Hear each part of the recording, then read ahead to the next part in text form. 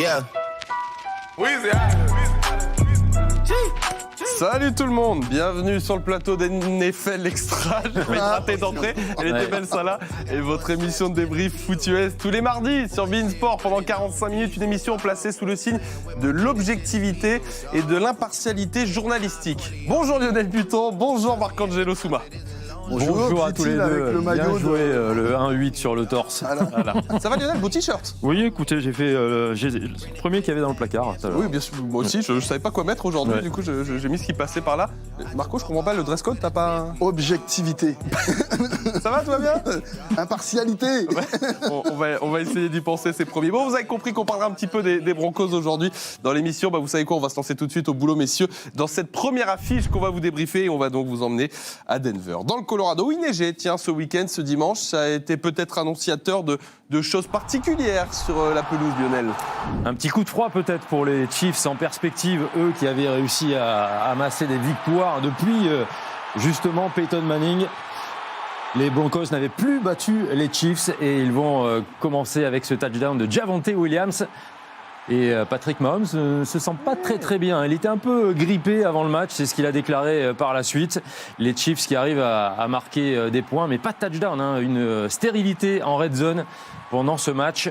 Harrison Butker marque les 3 premiers points. Ensuite, l'interception, non, mais le fumble. Et c'est récupéré par Justin Simmons. Quelques erreurs encore de la part de Patrick Mahomes et des Chiefs en attaque dans cette rencontre. Et puis du côté des Denver Broncos, ça va beaucoup mieux pour Russell Wilson et Jerry Jeudy. Est-ce que c'est une audition pour éventuellement faire partie de notre équipe bientôt? On le saura. Et dans la foulée, la deuxième réception de Jerry Jeudy pour le touchdown qui conforte l'avantage de Denver dans le deuxième quart-temps. Pas mal, Russell Wilson dans ce match. Pas mal Russell Wilson, pas mal Jerry Jeudy. Les deux ont beaucoup à se faire rattraper et ils montrent qu'ils sont capables de jouer à ce niveau-là. On arrive à 9 points juste avant la mi-temps avec un nouveau field goal d'Harrison Butker, butt kicker. Et puis derrière, vous voyez que ce numéro 9 en bas de l'écran, il ne va pas changer jusqu'à la fin du match. Ici, un touchdown de Courtland Sutton. Et donc, ça faisait un moment qu'on n'avait pas vécu ce style de joie dans les Rocheuses, avec Russell Wilson qui va bien à travers ses progressions, Marco, ici. Il va bien à travers ses progressions et on retrouve la mobilité de Russell Wilson qu'il avait perdue et qui fait qu'il est redoutable lorsqu'il gagne du temps pour ses receveurs. Et ils ont enfin vaincu le signe indien après des années et des années de disette. Les Broncos qui s'imposent 24-9 avec un match où on a aussi découvert un peu l'identité de cette équipe de Denver. Donc grosse défense, bon jeu de course. Par contre, côté Chiefs, c'est vrai que Patrick Mahomes, avec ses 2 interceptions, 0 touchdown, on n'était pas dans les standards habituels. Ah, il n'était pas bien, le pauvre Patrick Mahomes, on l'a compris sur ce dimanche. Incroyable surprise, Marco, que cette victoire de Denver, qui est quand même dans une saison bien cata, on le sait, faire tomber le boss, Kansas City. On se rappelle que Denver, c'est l'équipe qui a encaissé 70 pions Contre par Miami. Ouais, je sais. C'est l'équipe dont tout le monde se moque un peu. Eh bien, c'est un duel de division, ça se joue à domicile, c'est toujours très compliqué de jouer au Mile High Stadium, avec l'altitude et tout ça. Et ils ont mis toute l'énergie qu'il fallait pour justement battre ces Chiefs qui n'étaient pas dans un bon jour, clairement. Parce que quand vous rentrez autant de fois dans la zone rouge, proche de la zone de l'embut, et que les Chiefs sont réputés pour ça, justement, pour avoir un cahier de jeu supplémentaire, là, ils sont revenus avec 0 touchdown. Incroyable stade. Tiens, des stats, d'ailleurs, on peut vous en donner sur ce match-là pour vous donner un peu de recul historique sur cette victoire. Lionel, regardez les plus longues séries de victoires face à des rivaux de division. Pat Mahomes n'avait jamais perdu contre les Broncos, c'est bien ça Exactement, il n'avait jamais perdu depuis qu'il est arrivé dans la NFL. Même son prédécesseur Alex Smith était resté sur 2 saisons sans défaite contre Denver. Donc 16 victoires consécutives depuis 2015, donc les années Peyton Manning. Et c'est donc une des pires séries pour une équipe face à un rival de division. Il y a des séries encore en cours là-dedans, celle des Jets contre les Patriots. 15 victoires, on va voir si c'est rattrapé, mais 16 victoires consécutives. Et à un moment donné, ça veut dire que vous avez complètement perdu contact avec la réalité. Carrément, quand on arrive contre cette équipe à domicile, eh ben, ils peignent le logo de notre équipe tellement qu'on est à la maison. Ouais. C'est compliqué, là. C'était un peu devenu ça, c'est vrai, pour les Broncos, c'était compliqué cette série-là. C'est pour ça qu'on a peint le maillot de... Ouais, c'est vrai qu'on a, du coup, Lionel a rhabillé Patrick Mahomes derrière dans le décor. Ça fera plaisir à Peter Anderson, on l'aperçoit derrière, là. Tiens, le pauvre Pat Mahomes, d'ailleurs, parlons-en un petit peu. On va revoir quelques images, on va parler foot un petit peu, les gars, du match de Patrick Mahomes. C'était pas le Patrick Mahomes habituellement auquel on a droit. C'est qu'il était juste pas dedans, il est malade, c'est ça Il a dit qu'il était dans un état grippal, mais bon, il était sur le terrain, donc apte à jouer, a priori. Mais quand même, ce qu'on remarque à travers les derniers matchs, c'est cette tendance à perdre la balle pour les Chiefs de Kansas City, Marco. Beaucoup trop de pertes de balles. Et des pertes de balles, non seulement par des interceptions, mais aussi par des fumbles. C'est-à-dire qu'on ne tient pas beaucoup la balle. J'ai l'impression que du côté des Chiefs, on se relâche un peu au niveau de la rigueur. Ouais. Et que peut-être qu'il va falloir que Andy Reid, le head coach, resserre un peu tout ça. Et est-ce Est-ce que qu'il c'est manque pas logique, en fait, pardon Lionel, j'allais dire, ils avaient gagné leurs 6 derniers matchs, est-ce qu'il n'y a pas une forme d'habitude qui s'instaure là-dedans ? Moi, je me demande s'il manque pas un joueur pour être vraiment au top de la compétitivité pour les Chiefs de Kansas City. On parle beaucoup de Travis Kelce. Autour, il y a du talent chez les receveurs, mais on a l'impression qu'il manque la big star qui pourrait faire tourner la chose de façon plus régulière. Non Plus tant que ça. Mahomes et Kelce, Travis c'est déjà de grosses Kelce, stars, quand même. c'est une grosse star. Mais c'est un tight end. Attention, vous ne pouvez pas jouer qu'avec une grosse star. Normalement, le groupe des receveurs était beaucoup plus complet que d'habitude du côté des Chiefs. Là, on a essayé des formules qui sont un peu différentes avec des joueurs plus jeunes, mais c'est pas aussi dominant que d'habitude. Okay. Ce qui fait que dès qu'on est un peu moins bien, tant dans la lecture que dans l'exécution, que dans l'intensité, eh bien, tout de suite, on voit une grosse perte sur les performances. Ok. Bon, deuxième défaite en tout cas cette saison pour ces Chiefs. On va quand même prendre des nouvelles de Pat Mahomes après la rencontre. Yeah, I just started feeling bad last night, but thought I bounced back pretty well in the morning. So just trying to do whatever I can to go out there and play my best football. Obviously the turnovers, but just in the execution in general. I mean, they have to do a good job against us with their defense, but we got to execute at a high enough level, and we clearly haven't done it in the 2 games we played against them. Alors, ce qui serait bien, c'est que Pat Mahomes, il aille quand même bien mieux, bien vite, parce qu'on va le retrouver ce dimanche. Je voulais vous parler du rendez-vous. Lionel, Marco, les gars, on va vous retrouver aussi du côté de l'Allemagne. Lionel, pour ce grand rendez-vous qui nous attend. Exactement, ce sera le match à Francfort, le 4e match joué sur le territoire européen cette année en saison régulière par la NFL et les Dolphins de Miami contre les Chiefs de Kansas City. Qu'est-ce qu'elle est belle, celle-là. Elle est magnifique, c'est tout simplement un match pour la première place de la conférence américaine. Le hasard du calendrier, c'est incroyable. Et ces messieurs seront donc à Francfort. Ça maîtrise l'allemand un peu, Marcangelo ? Ja. Sehr good. Parfait. C'est la maison, Francfort. J'ai joué 4 ans là-bas. Ben oui, du coup, on est rodé. Pour ce match, vous avez noté l'horaire sympa en plus de dimanche. On sera ravis de vous proposer ça sur beIN Sport, commenté par ces messieurs depuis Francfort, donc dans le stade. Un petit mot des Broncos. Vous pensez bien qu'on va vous en parler de ces Broncos. Je sais que la situation est compliquée, que la saison est difficile.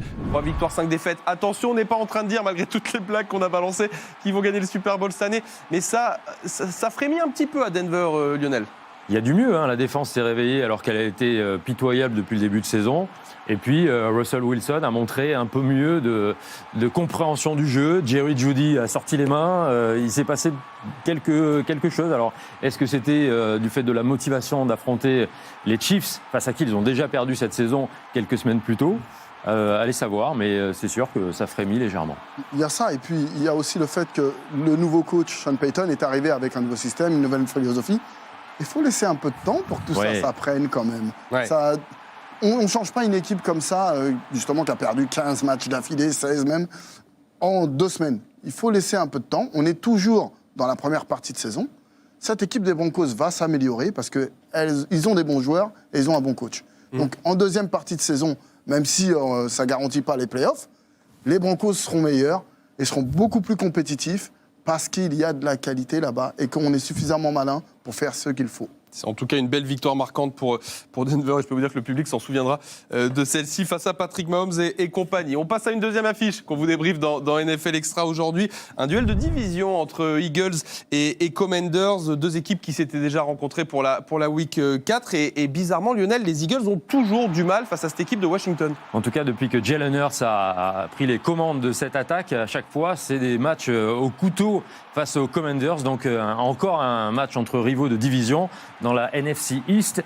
Et on voit ici un touchdown d'A.J. Brown. Mais Ouais, sur cette week 4 où ça avait été compliqué pour Philly, quoi. Ils avaient eu du mal à le prendre, ce match-là. Ils avaient fini par le prendre, en prolongation, sur ce kick. Ok, c'était passé, logique. Les Eagles, a priori, sont la meilleure équipe, on va pas se mentir. exactement. Donc ils trouvent des solutions. Un match compliqué l'année dernière, ça avait été l'une des 2 défaites. Ça a été la première défaite de la saison, je crois, des Eagles de Philadelphie. Toujours un petit D'ailleurs, truc, ouais. contre les Commanders. Il y a ce côté rivalité de division qui pimente toujours les confrontations. Et vous allez voir, ouais, pardon Marco. Faut pas oublier une chose, c'est que dans les rivaux de division, non seulement on s'aime pas, donc ça rajoute de l'intensité, mais surtout, on a l'habitude de se voir 2 fois par an.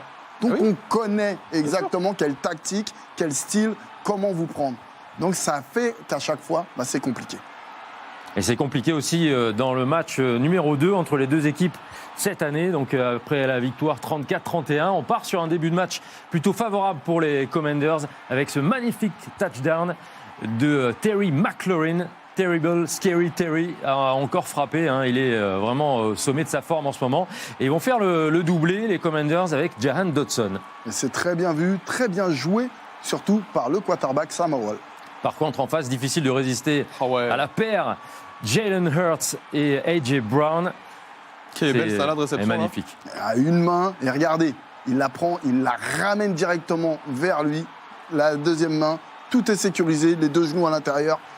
Techniquement, c'est parfait. Quand vous aviez ce type de défense sur un joueur et qui vous place le touchdown et dans la foulée un deuxième sur le groin, c'est difficile de se dire que ça va se passer sereinement. Deuxième touchdown pour A.J. Brown et 17 partout au 4e quart-temps.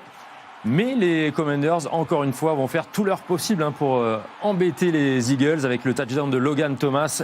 Jalen Hurts, 8 minutes 50 encore à jouer et Devontae Smith tout seul sur le côté gauche, peut-être trop peur d'A.J. Brown de l'autre côté. Exactement, trop de monde sur le premier, le deuxième, lui, il se nourrit facilement. Et puis le nouveau venu, Julio Jones, capte son premier touchdown sous ses nouvelles couleurs, futur Hall of Famer qui vient renforcer l'équipe des receveurs. Receveur vétéran avec beaucoup d'expérience et du physique. Et puis une variante, la feinte de touche-push, le jeu qui fait parler beaucoup depuis le début de saison.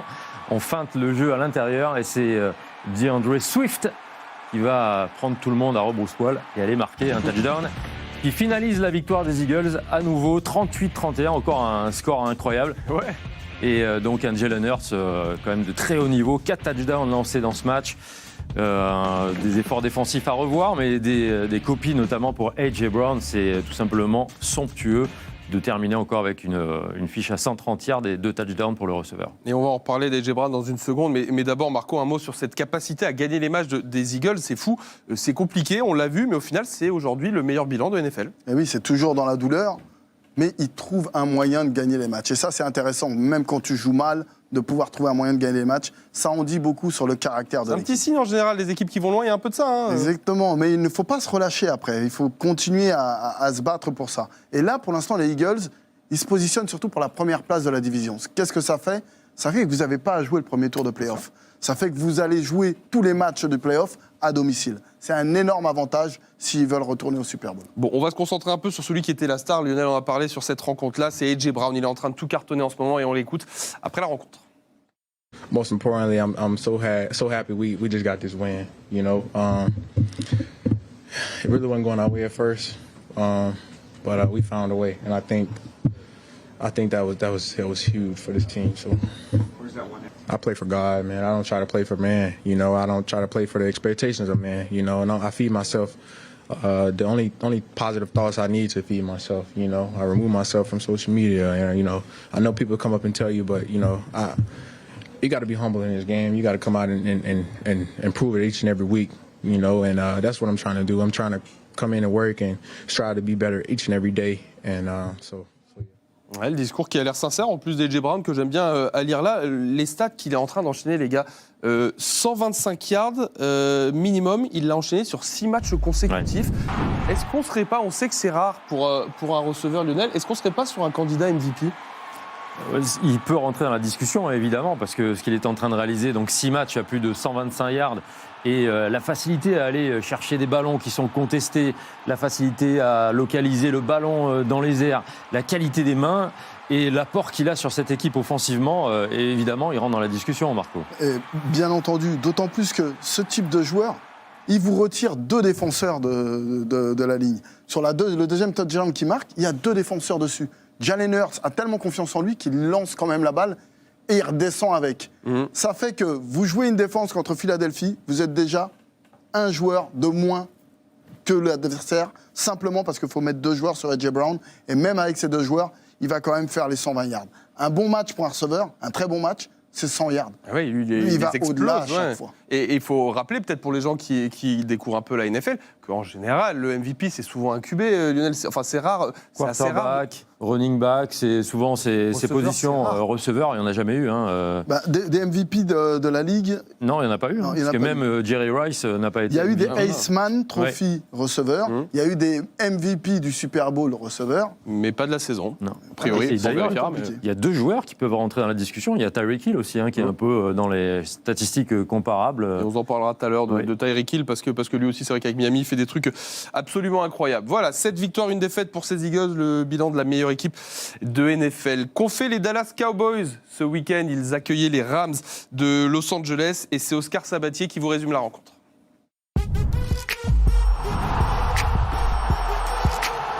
Pour la deuxième rencontre consécutive, les Cowboys ont marché sur une équipe de Los Angeles. Cette fois-ci, les Rams ont fait les frais de la très bonne forme de Dallas. Dak Prescott a lancé 4 touchdowns et les Cowboys enchaînent une 3e victoire à domicile cette saison.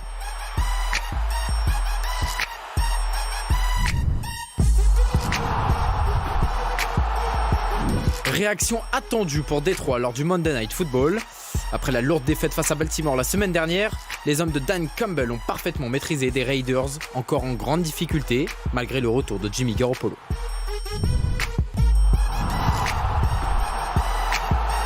À Indianapolis dimanche, les Saints ont réussi à sortir vainqueurs d'une rencontre qu'ils n'avaient pourtant pas très bien débuté.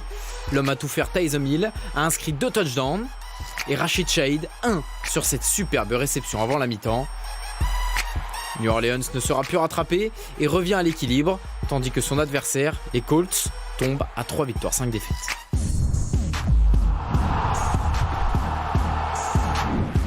Duel new-yorkais Jets-Giants, mais surtout, duel de l'ennui dimanche au MetLife Stadium. Breece Hall nous offre tout de même un des touchdowns de la semaine au sol, avant la fin du premier quart-temps. Mais les 2 équipes se neutralisent et c'est en prolongation que Greg Zuerlein va faire la différence. Il permet aux Jets de virer en positif, 4 victoires, 3 défaites.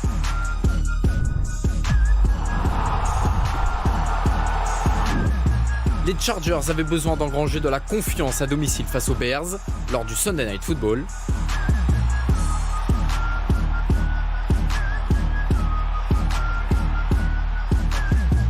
Emmené par un très bon Justin Herbert, auteur de 3 touchdowns à la passe, Los Angeles retrouve le goût de la victoire après 2 défaites de suite.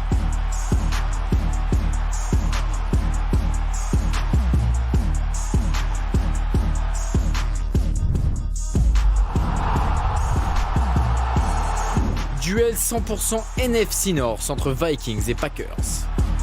Minnesota, qui reste sur 2 victoires de suite, voulait enchaîner au Lambeau Field dimanche. Chose faite, grâce notamment à un Jordan Addison, toujours aussi impressionnant en l'absence de Justin Jefferson.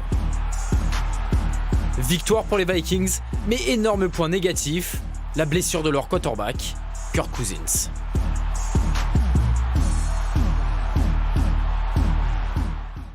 Et la terrible nouvelle pour ces Minnesota Vikings qui a été confirmée en ce début de semaine. Pour Kirk Cousins, c'est confirmé.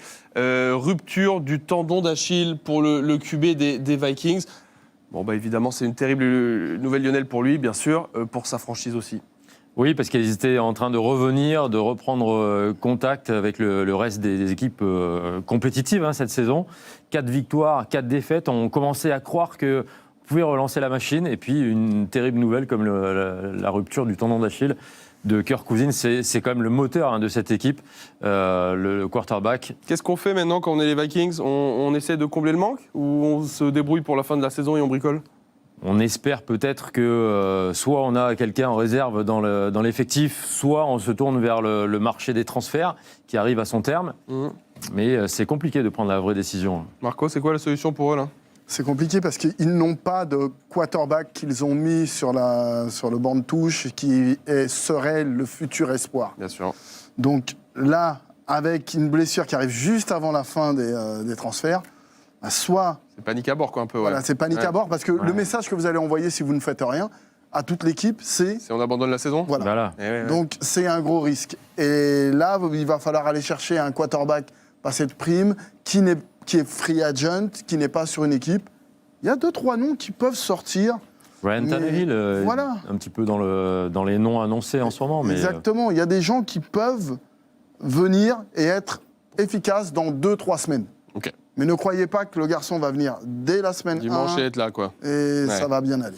Bon, on va surveiller cette situation pour les Vikings, la blessure terrible. Donc, pour Kirk Cousins, saison terminée pour lui. Voilà pour la première partie de NFL Extra. Vous ne bougez pas, vous restez avec nous. Quand on revient dans 2 petites minutes, on aborde la situation de cet homme-là. Brock Purdy, dont on a chanté les louanges depuis le début de la saison, commence à être un petit peu en proie au doute avec ses Niners. On évoque tout ça juste après la pub. Don Corleone. Trust me, at the top it isn't lonely. Everybody acting like they know me, dog.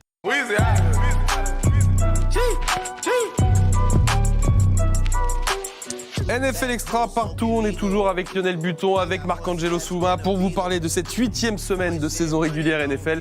Et on continue de débriefer un petit peu tout ça. Il s'est passé plein de choses et cette fois, messieurs, nous allons partir sur une énorme affiche à laquelle nous avons eu droit dimanche soir. Je vous emmène à San Francisco, dans la baie, où les Niners, l'une des équipes favorites cette saison en NFL, accueillit une très très belle équipe de Cincinnati, des Bengals, Niners. Ça nous rappelle quelques Super Bowls historiques, Lionel, tout ça. il y en a eu 2 exactement des Super Bowls joués entre les 2 franchises. Là, on revient à la saison 87-88.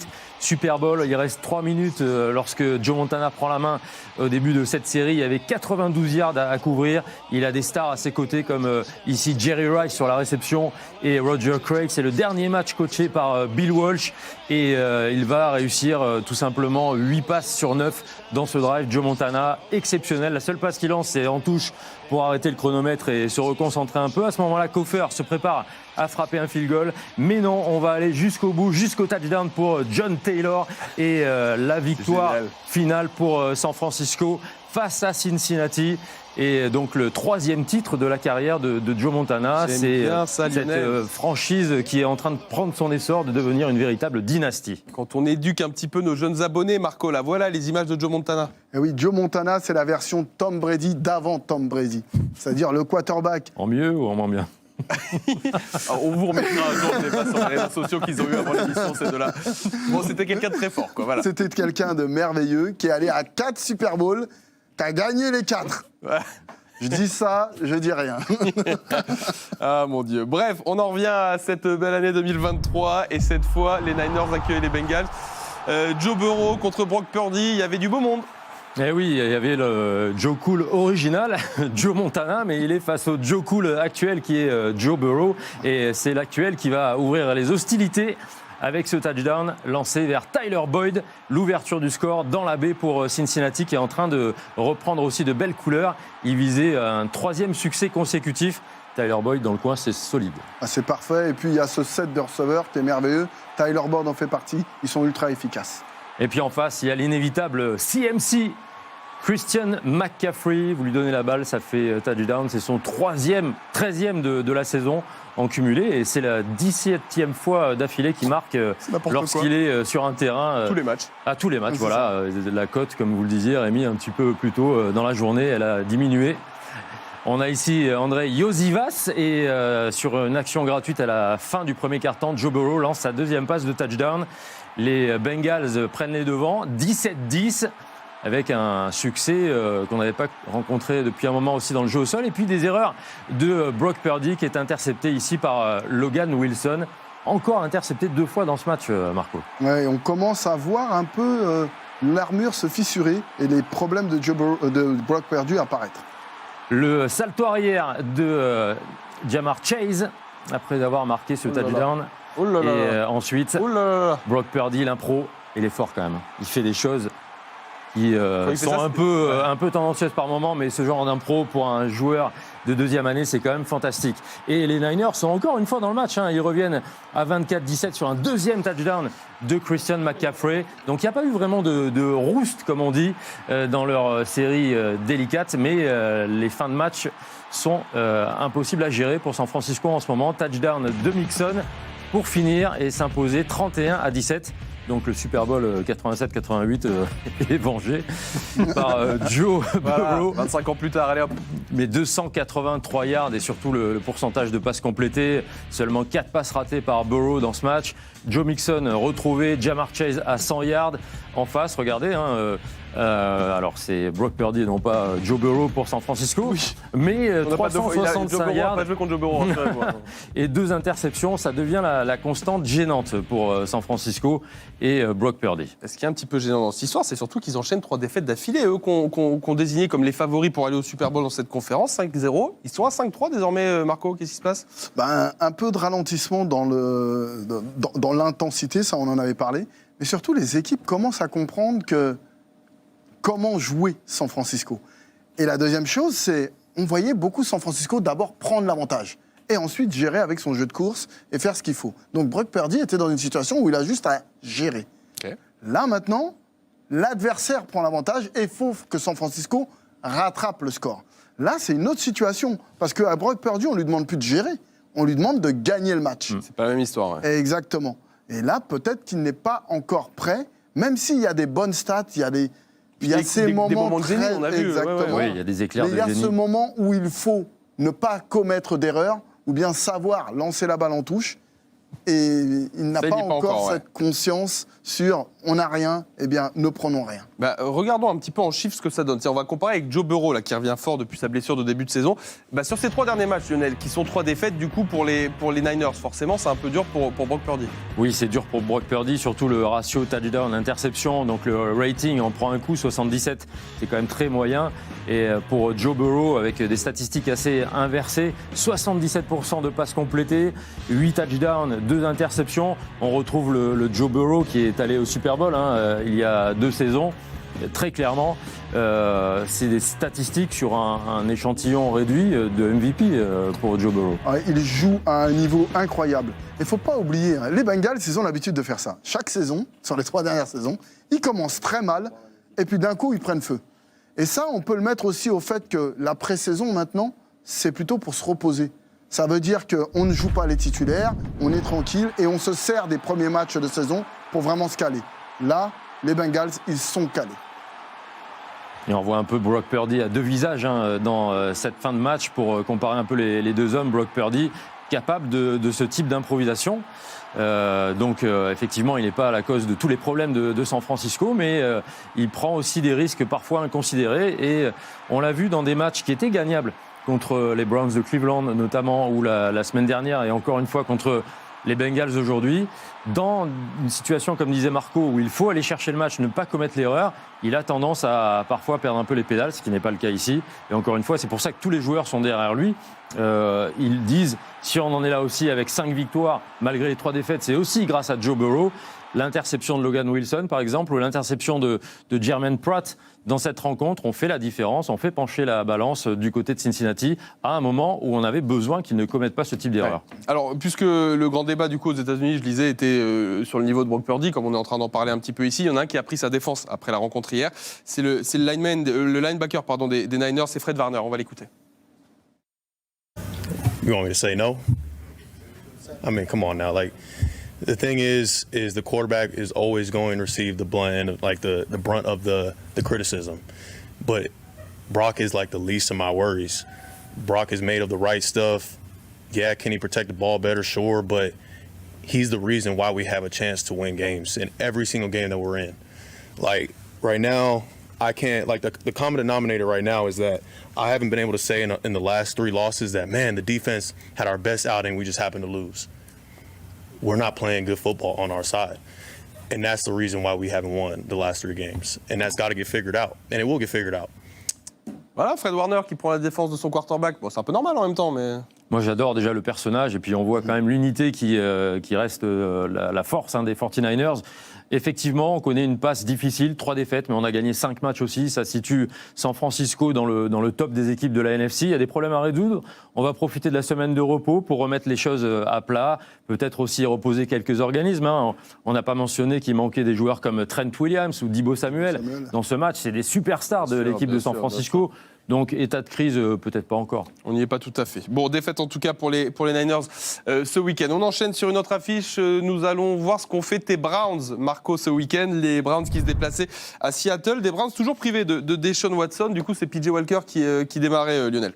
Exactement, PJ Walker qui essaie d'assurer l'intérim. C'est quand même pas facile. Il compte surtout sur la défense pour l'aider, mais on voit aussi une équipe de Seattle qui veut aller chercher une 5e victoire et potentiellement passer devant San Francisco dans la division où jouent ces deux équipes. Dans une tenue rétro, les Seahawks vont prendre l'avantage avec un bon jeu de course. Et ici, le jeu de Jake Bobo. J'adore ce nom. Jake Bobo, magnifique. Le petit jeu renversé du receveur, Marco. Et puis la bonne lecture, il plante le pied, il voit l'ouverture et il va chercher le touchdown. Et regardez cette impro là de Geno Smith alors que les Seahawks mènent 6-7-0 et le touchdown dans le coin de Tyler Lockett. Avantage 14-0, mais ils ont eu du mal à tenir cet avantage par la suite. PJ Walker feinte à gauche et il revient vers son tight end David Njoku.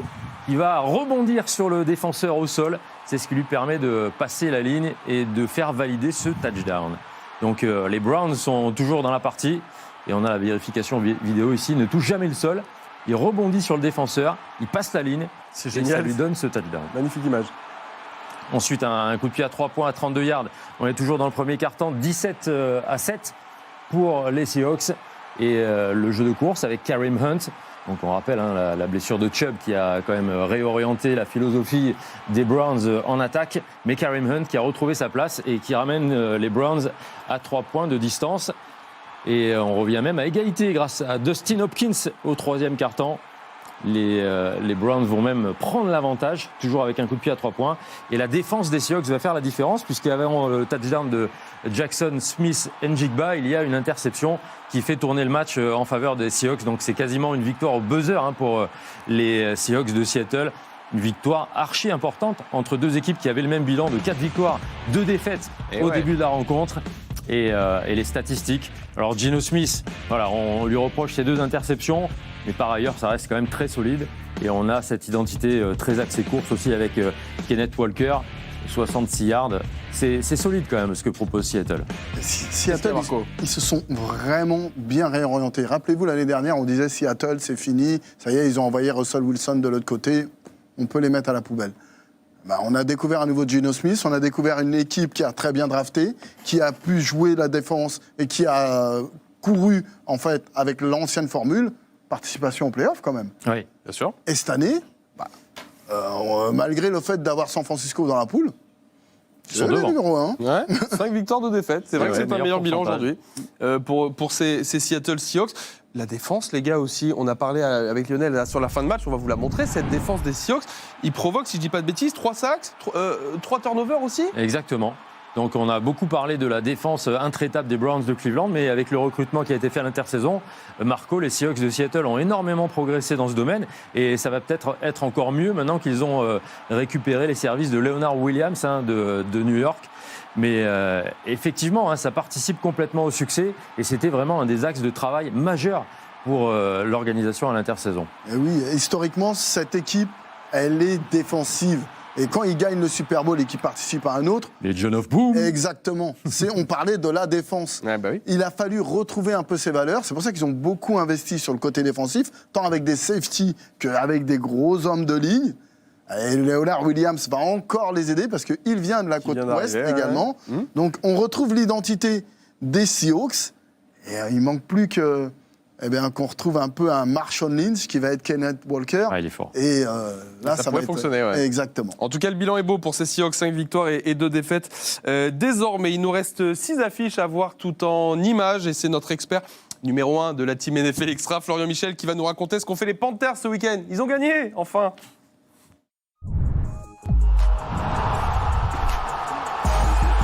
Première victoire de la saison pour les Panthers et donc pour le numéro 1 de la dernière draft. Bryce Young a dû attendre la toute dernière seconde du match pour souffler face aux Texans. Le field goal est bon et maintenant, Carolina est à une victoire en 7 matchs.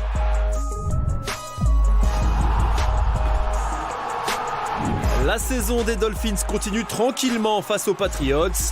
Tyreek Hill et Tua Tagovailoa ont déroulé. Au final, c'est une victoire 31-17, la 6e de la saison et les Dolphins sont toujours premiers de leur division.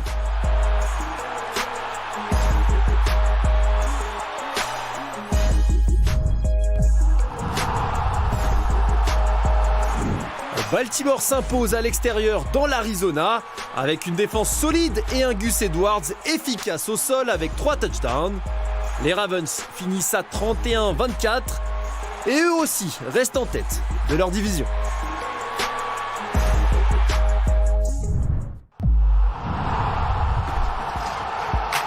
On n'arrête plus les Jaguars. Throws a deep shot. It's caught by Etienne. Etienne is going to take it all the way. Touchdown, Jacksonville. Face aux Steelers, ils enchaînent un 5e succès d'affilée. Encore une fois, Travis Etienne a été excellent.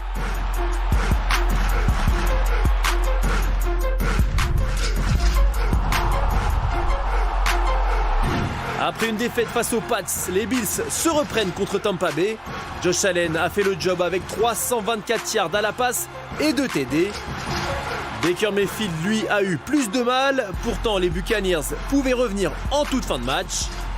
Mais c'est raté. Victoire 24-18 pour Buffalo.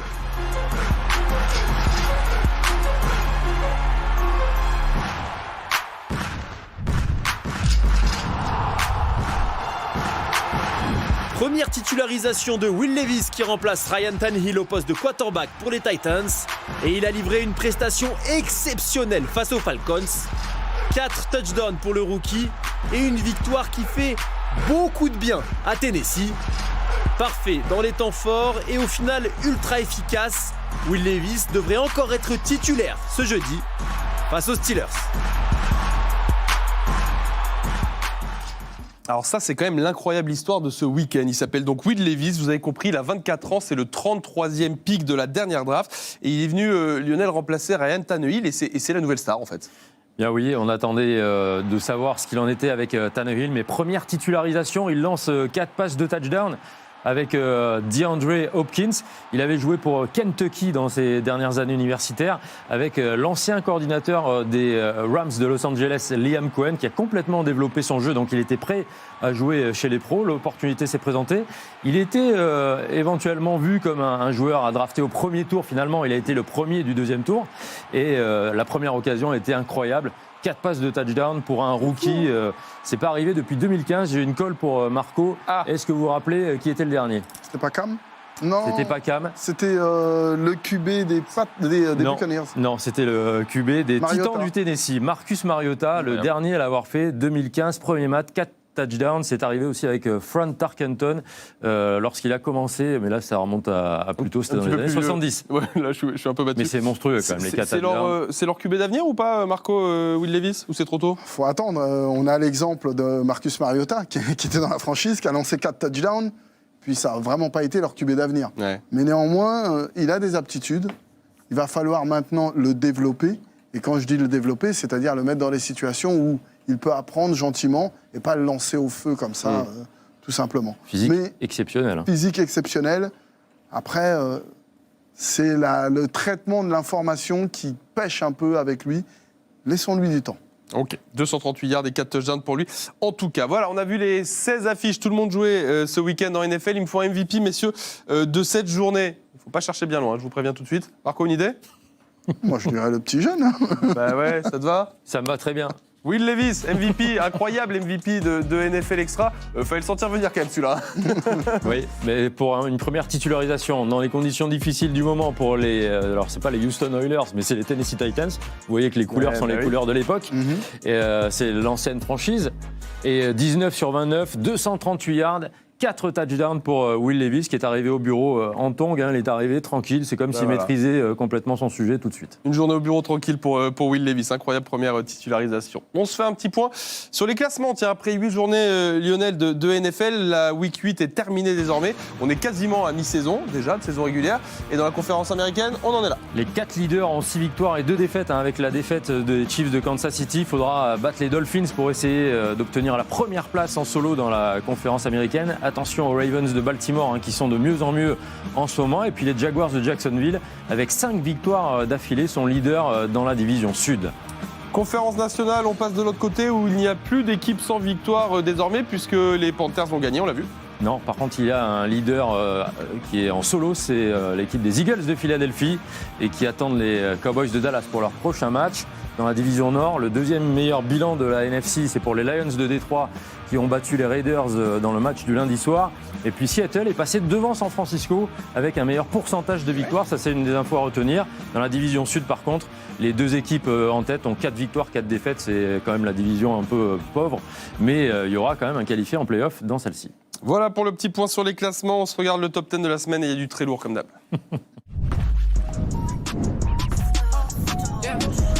Prescott going end zone, caught for the touchdown, Ferguson. Baby, a different breed, and I stand on it. Pocket thrown, and what a move, A.J. Brown comes back to the ball for a touchdown. He's just uncoverable. You have got to be encouraged with what they were able to do against the stout Phillies.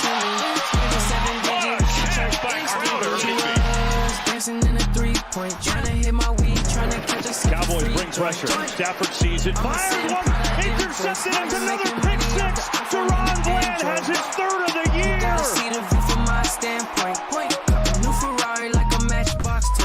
Ethan Evans run away. Pressure coming and it's blocked.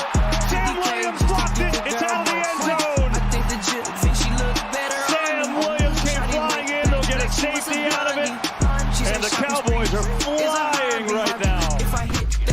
Minshew flushed again. Stops, wants to throw, looking for the end zone in the corner. He's got it!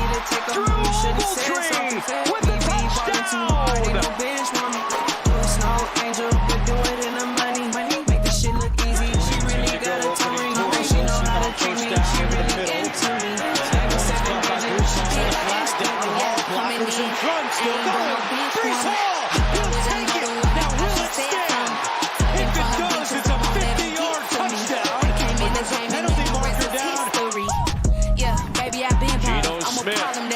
Spins away from the pressure.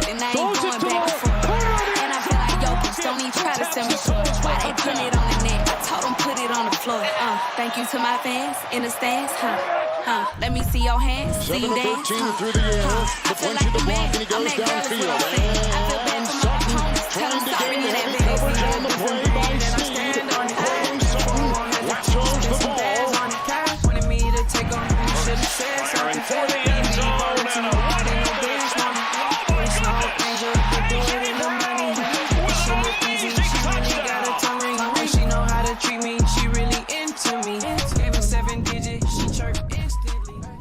Le top 10 de la semaine de cette Week 8 en NFL. On passe donc désormais à la semaine prochaine, Week 9, et on va regarder le programme. Pardon, excusez-moi, on a quand même la NCAA les samedis aussi. J'oublie de vous vendre ça, Lionel. On a 2 belles affiches en plus là. Exactement, avec le duel entre Oklahoma et Oklahoma State.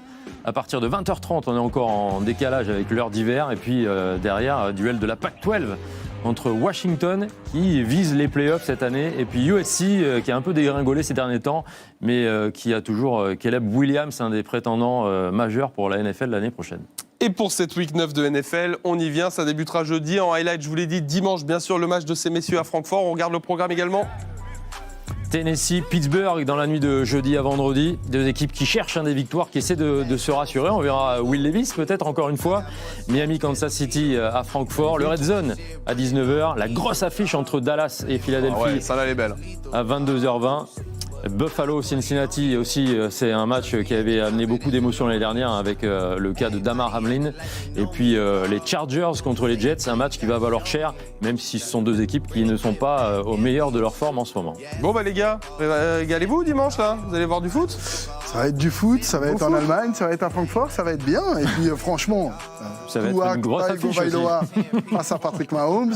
On va se régaler, 15h25 dimanche pour l'antenne. Régalez-vous messieurs, merci à vous de nous avoir suivis aujourd'hui comme d'habitude. Merci à toute la team NFL Extra autour d'Oscar Sabatier, Wassim Saïdoun, Adiolala et Florian Michel. Et puis on se retrouve mardi prochain pour NFL Extra, ça vous va? À la prochaine. À la prochaine. Ciao tout le monde. Saw you last night, but did it all day. Yeah, a lot of murk caught me in a hard way. Got a sticky and I keep it at my dog's place.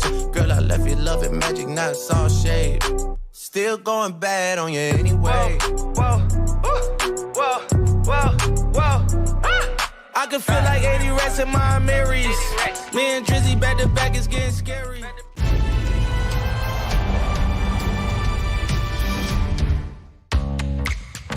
En novembre, c'est Mois sans tabac, le meilleur moment pour arrêter de fumer. Vous savez pourquoi? En vous inscrivant sur le site Mois sans tabac, vous bénéficiez d'un programme en ligne et personnalisé. Vous trouverez aussi pour vous aider à tenir des conseils, des jeux et des activités. La possibilité de trouver un tabacologue près de chez vous et de prendre rendez-vous. Et d'autres choses à découvrir. Alors, inscrivez-vous sur le site Mois sans tabac.